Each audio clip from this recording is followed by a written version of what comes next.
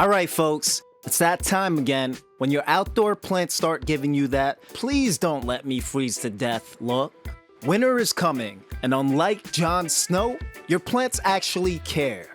Now, one of the worst mistakes you can make as a grower is to bring outdoor plants inside only to find out that they'll contaminate your prized indoor plants.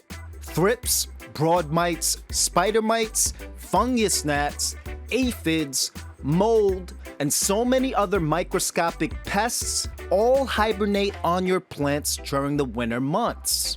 Even if you can't see them, you'll almost certainly have eggs embedded on the underside of leaves or in your top soil. So what I do is I pick a rainy day in late October before the first frost hits and bring them into a bathtub in my house. The rain will ensure that the bugs either scattered off the leaves or took cover in the top soil. I'll remove all of the dead leaves and smaller companion plants, making sure I grab as much of the roots as possible because these plants are basically small bug Airbnbs.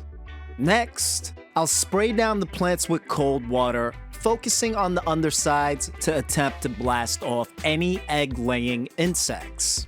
Now the last step is my secret ingredient, Wettable Sulfur. This organic solution simply requires you to mix 1 heaping scoop with 1 gallon of water, then spray every square inch of your plant, soil, top and bottom of your pots until it's drenched.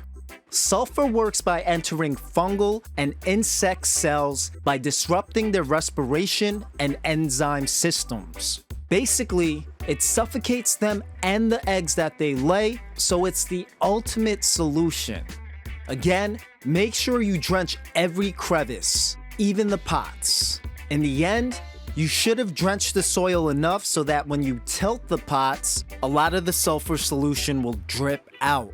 Let these plants dry out for 10 hours, then I'll come back and apply a second round just to overkill any stragglers.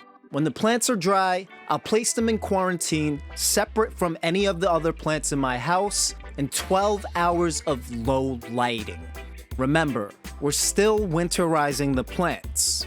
Now, if you're watching this and you think this is extreme, one experience of fixing an infestation will make this process seem like a walk through the park. Links to everything that I use is in the description.